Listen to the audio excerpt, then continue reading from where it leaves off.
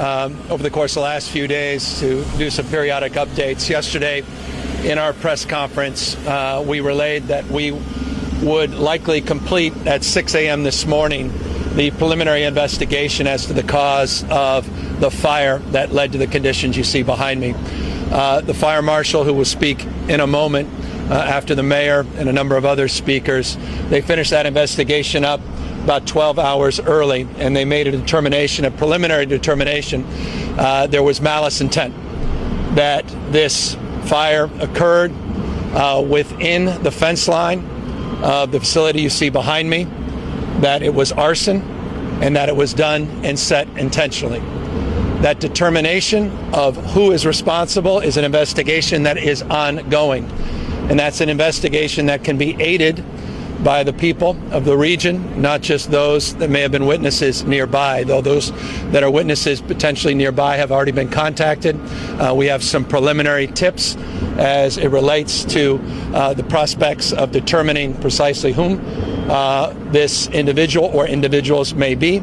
But we encourage the public more broadly to call a confidential line, 1-800-468-4408, 1-800-468-4408. If you have any tips, any information confidentially that can lead to the determination of exactly who is responsible. Arson appears to be the likely ignition for this fire. That ignition was determined with precision by the fire marshal, CAL FIRE, and their teams, and it allowed us to turn this site back over earlier than anticipated to Caltrans to continue the work on the structural analysis. Number two, the structural analysis is ongoing. The core samples we referenced yesterday, the original core samples, have determined on the basis of the preliminary sampling that the structural integrity of the deck appears to be much stronger than originally assessed. That does not mean that we are moving forward without consideration of a demo. Quite the contrary.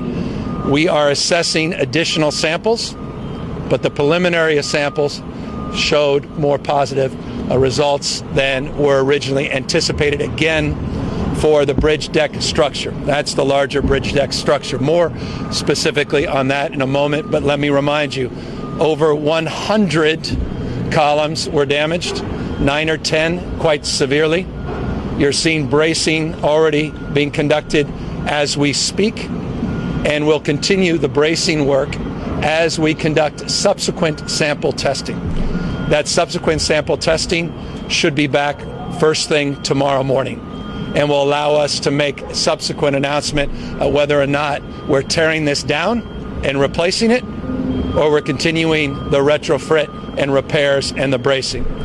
It goes without saying that the bracing work would allow us to open up this structure much sooner than a complete demo and repair. Invariably and inevitably, you're going to ask, well, how quickly can that work be done? We're assessing both and. We are working in parallel. We've identified contractors. Those contractors, many of them are actually working on site as we speak, and contracts. We're looking at incentives that were part of the protocols of the Northridge quake as it relates to how we structure those contracts. And we are in a parallel path looking at both repair and looking at the prospects of replace. Once those samples come back, again, by first thing tomorrow morning, we will make that determination, but we don't want to lose an hour in moving forward with whatever outcome is the most appropriate. And remember, that outcome will be determined on one basis, on one principle. That's safety, not just speed. Safety, not just speed. The worst thing we can do is make bad short-term decisions that will profound and consequential life safety decisions in the medium and long term. So the good news is preliminary samples looked more positive than we anticipated, moving forward with the structural integrity underneath, and we'll continue to look at the prospects of a complete demo and replacement until we determine on the basis of the last samples that will be coming in that may not be necessary. As it relates to yesterday's press conference, we made it clear that we would provide more information about the lessee. Apex Development, Inc. is the owner, or rather the corpus of the lessee. It's the entity that holds the lease to the property you see behind me.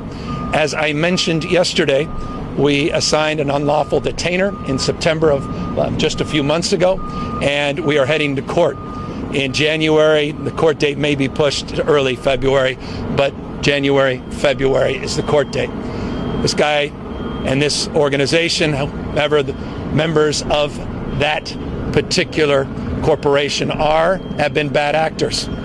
We've been in a litigious posture for some time. They stopped paying their rent.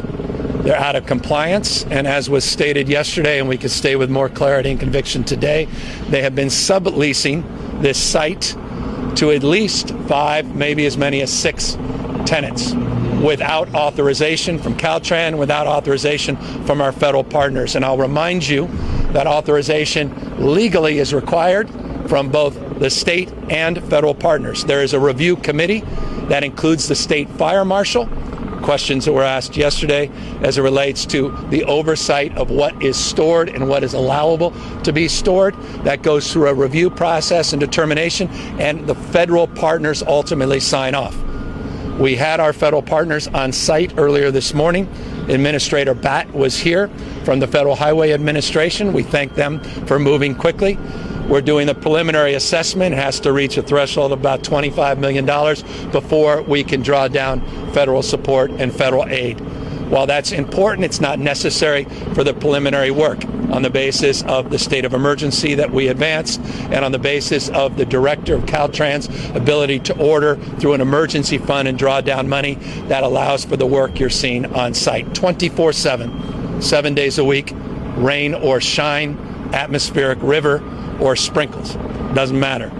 We'll continue to move as quickly as it can, safety first and timeliness second, with all the creativity that is required of this moment and the recognition of best practices that we have experienced across this country, and of course with our own experience on contracting and own experience on incentivizing the speed and security and safety that is required on the basis of what happened here in Northridge. Our teams, legal teams, have been working overtime, including assessing what other leases Apex Development, Inc. may be holding. A preliminary analysis determined they have 4 additional leases in and around the area, 5 total. We're assessing whether or not they're in compliance of those leases. Likely not, on the basis of the issues that we've had for years and years on this site that has led to litigation and unlawful detainer and is moving us into court. It's a Calabasas-based company. Beyond that, I don't want to get into any more details as it relates to the lawsuits and the litigation, but as I assured you yesterday, as more information is appropriately brought to my attention, I'll appropriately share it with you in real time.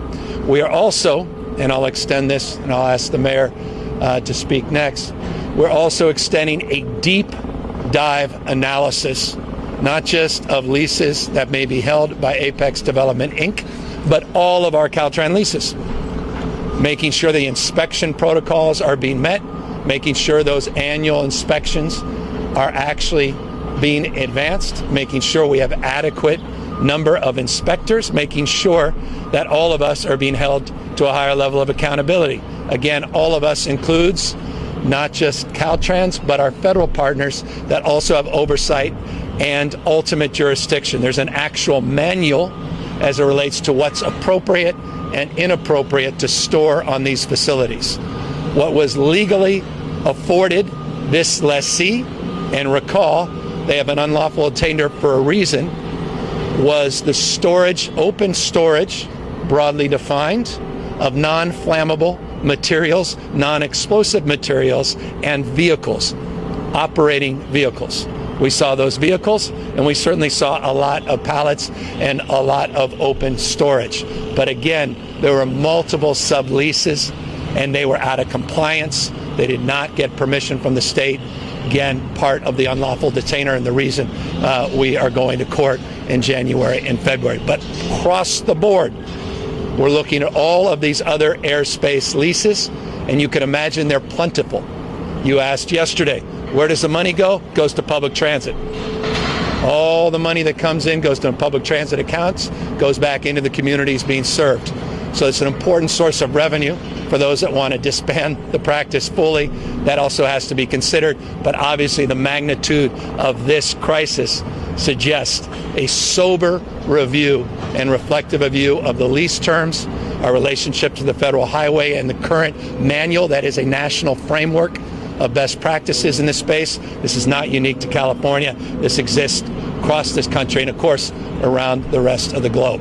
Number 3 or 4, it is important, the mayor will reinforce this, that we continue to do the work to clean up encampments in and around these locations for no other reason than the human toll and the human cost. I'll let the mayor speak more about that. As I said yesterday, and I'll remind you again today, 3 years ago, and you see members of the legislature here, there wasn't $1 that went in from the state of California to support locals in partnership to clean up encampments. Not $1 3 years ago. We did a $50 million pilot program, was oversubscribed, and working in partnership with the legislature, $750 million has been set aside for encampment resolution grants. I referenced yesterday 3,200. I was wrong. 3,200 turns out not to be the number of Caltrans encampments that have been cleaned. It's 3,275. That's not enough. But 231 of them were cleaned up within a 2-mile radius of this site. Again, it's not enough. But the reason we were out here in August of last year, literally right on this site cleaning up, was we recognize this is a hot spot and we have more work to do in that space. We recognize that responsibility and we recognize the clarity of this moment to continue to prioritize, even if this turns out to be arson as it's suggested to be and not an accident associated with any encampment, that does not obviate the concerns around subsequent fires and general issues of life and safety associated with encampments throughout Los Angeles and throughout the state of California. So that's the broad strokes overview. We've set up a command center 24/7. We'll be setting up websites for more transparency in this space. In the Q&A, you'll invariably ask me, and I'll be happy to answer timelines. But until then, let me invite up the most important person up here with respect to myself and others, and that's your mayor, who's been doing an outstanding job starting at 6 a.m. this morning as people were waking up to make sure that we're addressing the immediacy of concern, and that's logistics and traffic and challenges that all Angelenos are facing in real time. With that, it's my honor, our great partner, Mayor Bass. Thank you. Good afternoon, everyone. Let me first and foremost thank the governor. The governor and his team have been with us side by side. We have been joined together through this crisis, and I know and I have full confidence with his leadership and the support of our state legislators who are here, Senator Maria Elena Durazo, Assemblymember Joan Sawyer, and in a minute I'll introduce our supervisor, that we are joined at the hip and we will make sure that we get through this crisis.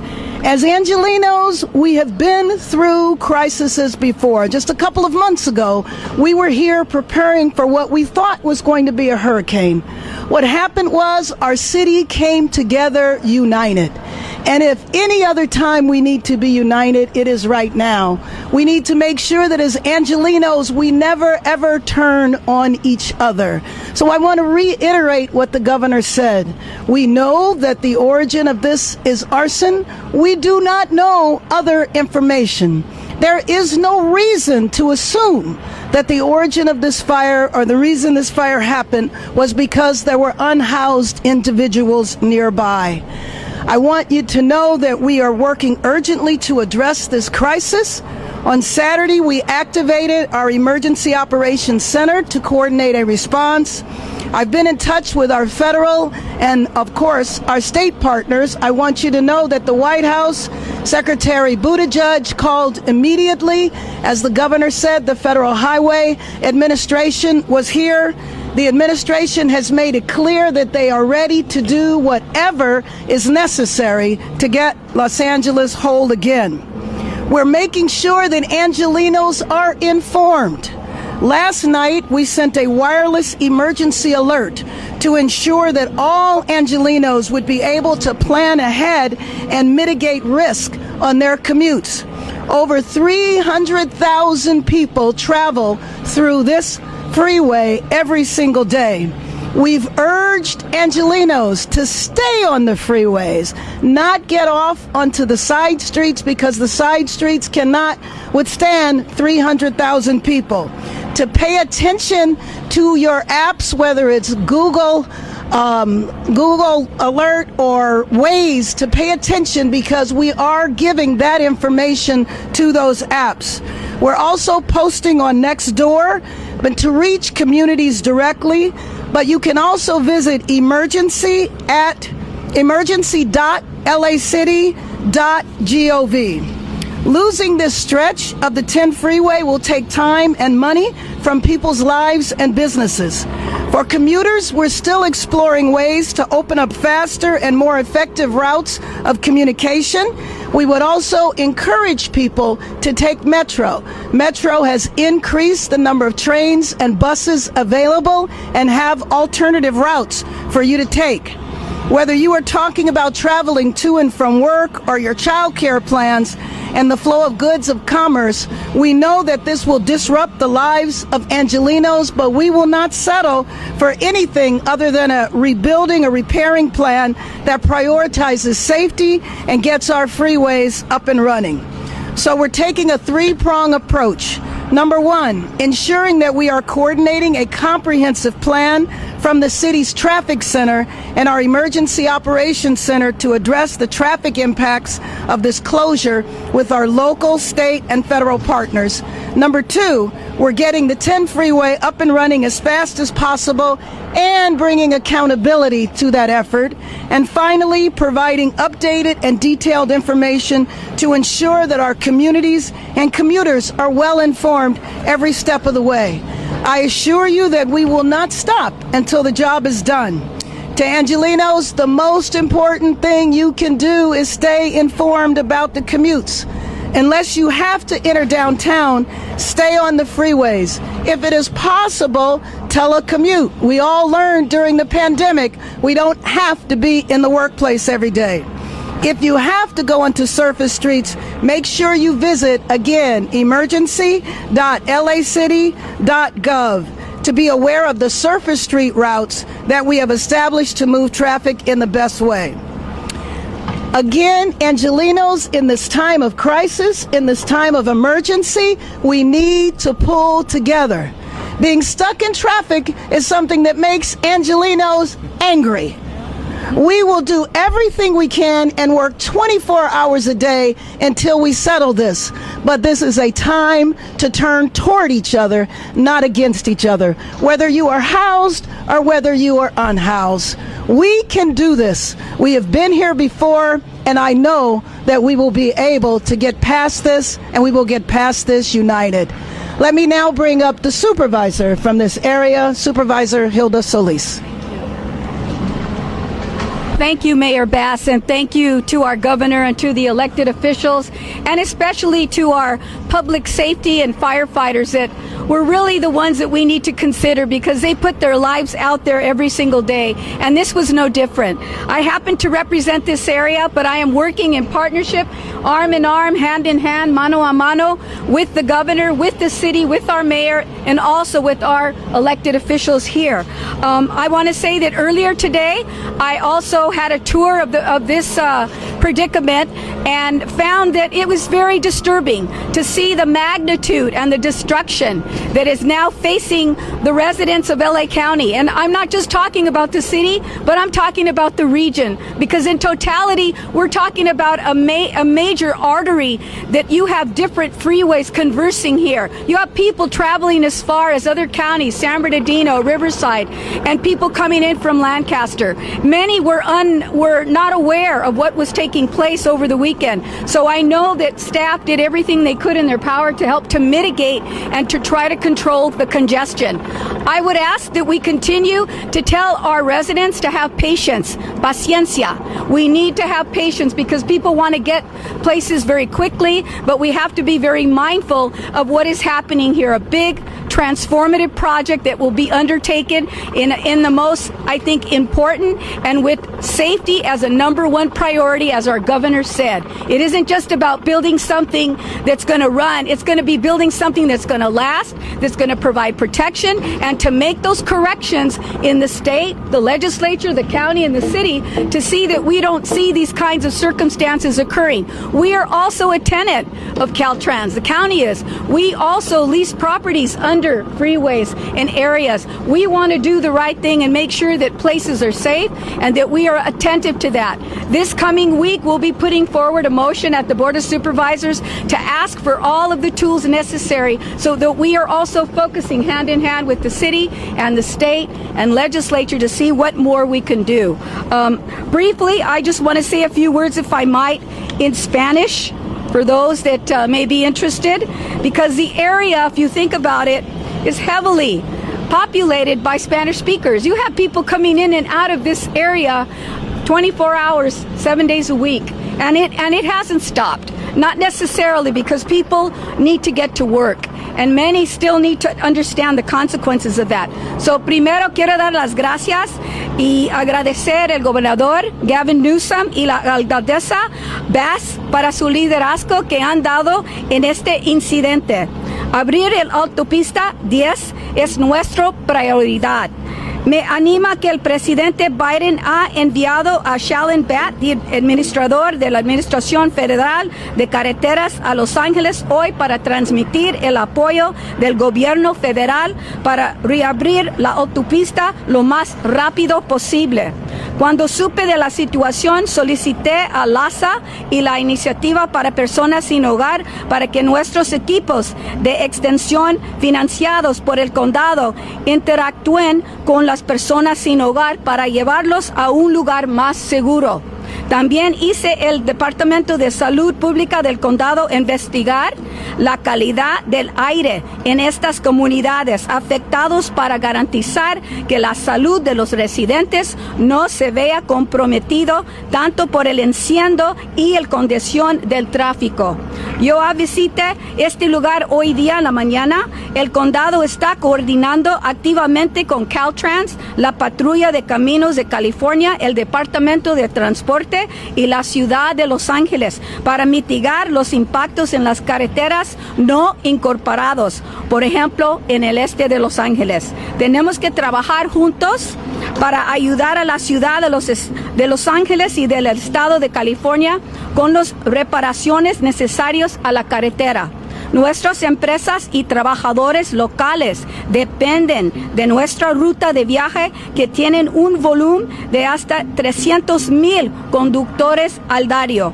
El condado sigue listo para ayudar y ofrecer nuestros recursos para apoyar a los afectados en este área. Nos animamos a todos y a explorar alternativas como viajar en trenes y autobuses de Metro, Metrolink y Foothill Transit, ayudando a aliviar el tráfico por viajar en transporte público. Now it's my pleasure to introduce State Fire Marshal Daniel Berlant. Thank you. Thank you very much, Supervisor. Again, Chief Daniel Berlant, California's State Fire Marshal. I want to reiterate what Governor Newsom said. Our investigators, after being assigned here for just about 48 hours, have been able to confidently determine that the fire was caused by arson. Now, I have no doubt that you all want additional details on how we got there, but I have to stress, while we have determined what started the fire, we are still working to determine who multiple people may have started the fire. And so our work is not done. In fact, investigators today, while we were able to conclude our work of sifting through the rubble in search of valuable evidence, our investigators have been paired up with the Los Angeles Fire Department. Thank you to Chief Crowley, with the Los Angeles Police Department, canvassing the area, talking to potential witnesses, talking to local business owners that are open today, trying to get access to footage, working to try to get additional information that will corroborate what we already believe to be, again, malicious and willful intent of starting a fire. That is what separates arson from any other type of accidental or negligent start of a wildfire. But it's really important, and again, I have no doubt that there will be questions on that. We have to keep the integrity of this investigation strong, and so our ability to give additional details right now beyond the cause, we have to wait. But as the governor stressed, we need the public's help. In order for us to track down who may have started this fire, we need valuable information. The governor did a much better job of remembering the arson tip line, so thank you, Governor. The number he said, if anybody has any information, as small as it is and as maybe meaningless that you think it is, you can stay anonymous, but we need that information. That will help us track down the person or persons who we believe started this fire, and then more importantly, get a conviction in court. Again, I have to stress the work of the Los Angeles Police Department and Fire Department and our arson and bomb investigators will continue, potentially for several more weeks, but that will really, timeline-wise, be dependent on how quickly we get additional information from the public or from witnesses who may have seen or heard any valuable information over the past 48 hours. And then lastly, as the governor said, we have committed as well to assist Caltrans in their assessment of additional lessors underneath our freeways, and we will continue to assist Caltrans as we have now for several years to make sure that those leasing or even subleasing land from the state are held to California's rigorous fire code and building code elements. And so we will continue to participate in that analysis as well. I'll now turn it over to our Secretary of Transportation to conclude. Good afternoon, everybody. And I want to start off by thanking the State Fire Marshal. As the governor mentioned, he and his team, they got the work done on this investigation. They got it done 12 hours ahead of schedule. They initially predicted 6 a.m. this morning. They got it done by 6 p.m. last night. So thank you to you and your team for all the hard work. Also want to thank all the elected officials who are present, state and local. Thank you as well for your support. Mayor Bass has been, as the governor mentioned, she's been key in all of this, her partnership. So thank you, Mayor, for all your support. And to Governor Newsom, he's been all over this issue from day one. He's stressed to me that this is the number one priority for the state and for him. So that means no choice for me. Number one priority, undoubtedly, for me and the entire team that works for the transportation agency. Before I get into some prepared remarks, I just want to share with you a new website that is now online. Fixthe10.ca.gov.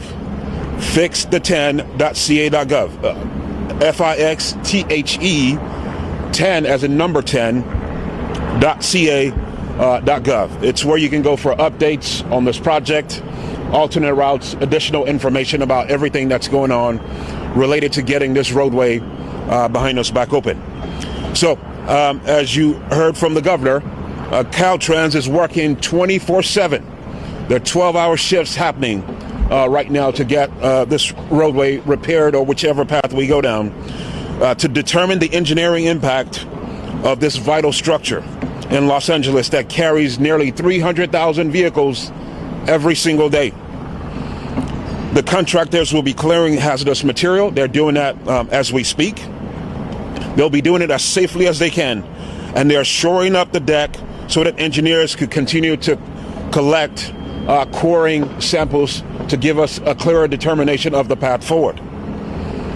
We've been able to take concrete and rebar samples from the bridge, and engineers are analyzing those samples as we speak to determine the structural integrity of the bridge. They should have more recommendations and possible scenarios and options within the coming days. So you will have more information from us in these briefings on a potential path forward. A lot of that information will be coming directly, potentially from the governor. Please know that we're determining the best course of action for getting this roadway back open as quickly and as safely as possible. As the governor mentioned, we were fortunate to have the administrator of the Federal Highway Administration, Shailen Bhatt, present with us this morning to tour the damage on this roadway. He promised support from the financial, environmental, and policy side. And that's wonderful news from our federal partners.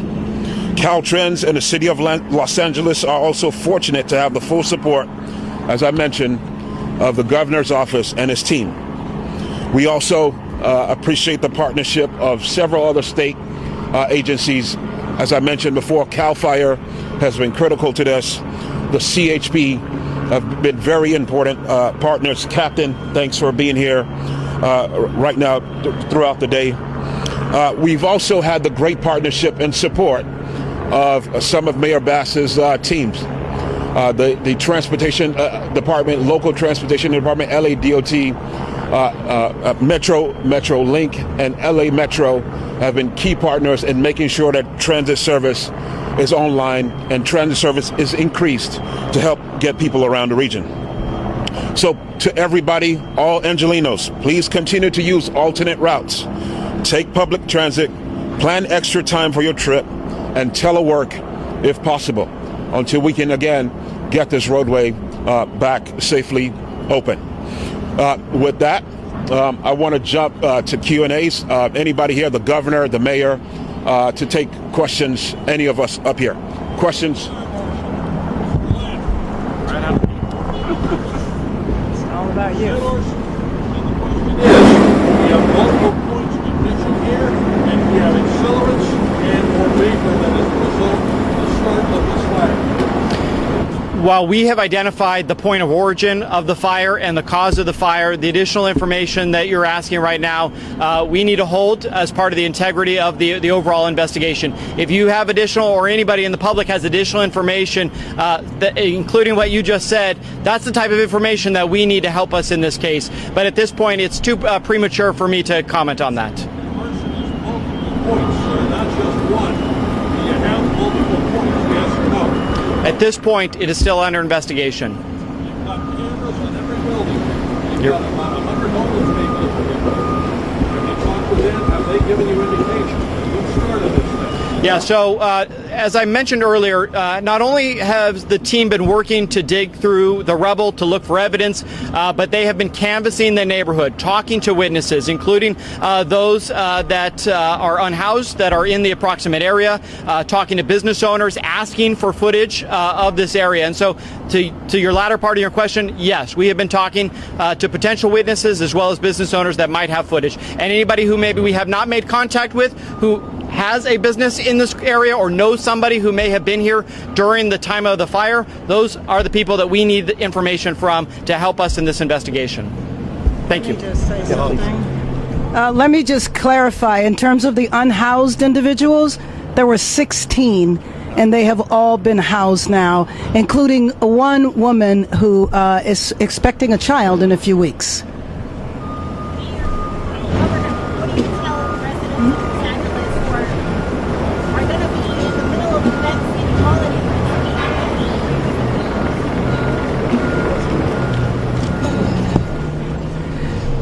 Well, we won't be producing on a daily basis any changes in routes, but one of the number one things I would say is public transportation, because there will be extra trains, extra buses for people to get around. That would be the number one thing I would say. The other thing would be to pay attention to the apps, because the apps will be able to direct you as to how you should navigate the freeways, and we want people to stay on the freeways because, again, especially during the week, might be a little different during the holidays, our streets cannot handle 300,000 cars.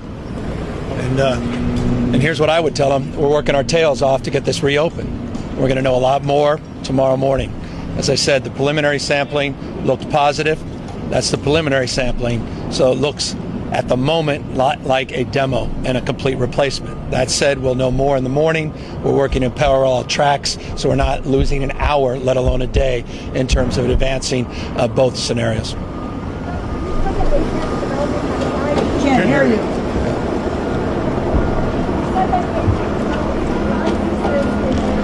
Correct. We're assessing that entire number. There are thousands and thousands of them, and they're held private sector as well as public sector. So across the spectrum, we're having that information crunched, and we'll provide that right when we get it. I'm sorry. Can't hear you. I've got 4 kids, and they're a little bit quieter than the 4 helicopters.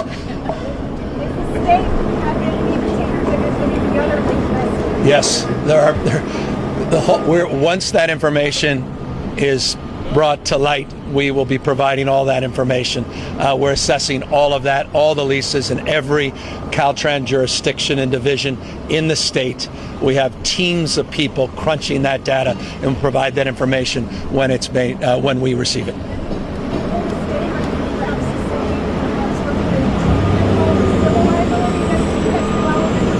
Yeah, look, I'm not going to get. We already are in a litigious posture with Apex Development Inc. Have been for some time. There have been lawsuits going back and forth for some time. There was a recent unlawful detainer in September of this year. We're going to court in January. Maybe it's being pushed back to February, early next year. We're looking at all of the other Apex Development Inc. leases. We're looking to see whether they're in violation. We'll provide that to you in real time. We know what we know today in the context of the 5 or 6 subleases that were not approved by the state or the federal government. Thousands and thousands of other leases, not Apex Development Inc., exist all across the state of California. And that protocol in terms of getting you that information is being advanced in terms of that information being collected. And as soon as we have it, I'll make it available to you. Anybody else? Well, what we know is being stored. I'll just, because I don't know if you can hear me. What we know is being stored just from what we saw were cars, pallets, fruits and vegetables, determination in real time of other materials through the hazmat teams is being made as we speak as part of this criminal investigation now that we know it was arson. All that being assessed and determined in real time. Again, there's no lease that is afforded anyone in the state of California for explosive materials or hazardous materials. That said, they've been out of compliance for some time. That's why we're going to court. We're determining exactly what materials led to this catastrophic event, and that's part of the ongoing investigation, as the fire marshal said, ongoing investigation. And I'll remind you, those that want to assist, that may know anything, large and small, please call that 1-800-468-4408 tip line. It's completely confidential.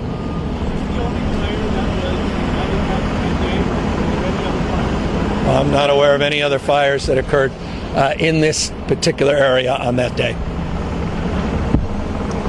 Well, thank you all. Thank you, everybody. Thank you.